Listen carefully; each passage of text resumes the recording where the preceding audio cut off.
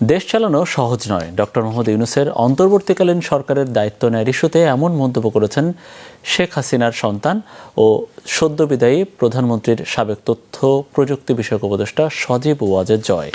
সংবাদ মাধ্যম ডয়েচে ভেলেকে দেয়া এক সাক্ষাৎকারে জয় বলেছেন, একদিন আগেই পদত্যাগ করার সিদ্ধান্ত নিয়েছিলেন শেখ হাসিনা, জানতেন কেবল কয়েকজন। শেখ হাসিনা আপাতত দিল্লিতেই থাকবেন বলেও জানান তিনি। যুক্তরাষ্ট্রের ভিসা বাতিলের বিষয়টি গুজব বলেও দাবি করেন সজীব ওয়াজেদ জয়। তিনি কিন্তু দেশ ছাড়তে চাননি। আমরা পরিবার থেকে তখন ওনাকে কনভিন্স করলাম যে না, এই এরা শুধু প্রোটেস্টার না, এরা তোমাকে হত্যা করে ফেলবে, তো তোমার দেশ ছেড়ে যেতেই হবে।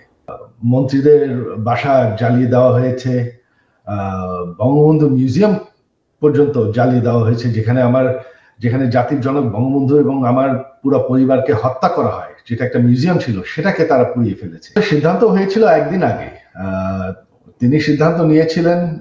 আমরা কয়েকজন শুধুমাত্র জানতাম যে তিনি ঘোষণা দেবেন তিনি পদত্যাগ করছেন, এবং একটা সংবিধান অনুযায়ী যাতে একটা ট্রানজিশন অফ পাওয়ার হয়, সেটাই ছিল ওনার প্ল্যান। তবে যখন তারা ওই গণভবনের দিকে মার্চ করা শুরু করলো, তখন আমরা ভয় বললাম যে না, আর সময় নেই, তোমার এখনই বেড়ে যেতে হবে।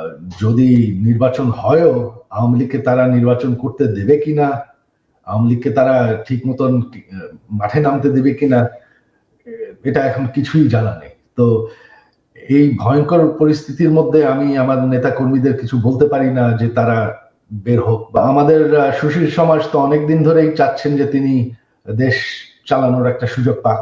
তো তিনি এখন সেই সুযোগটা পাচ্ছেন, কিভাবে চালাতে পারবেন আমি দেখতে চাই, দেখার অপেক্ষায় আছি। একটা দেশ চালানো অত সহজ ব্যাপার না, তো দেখি।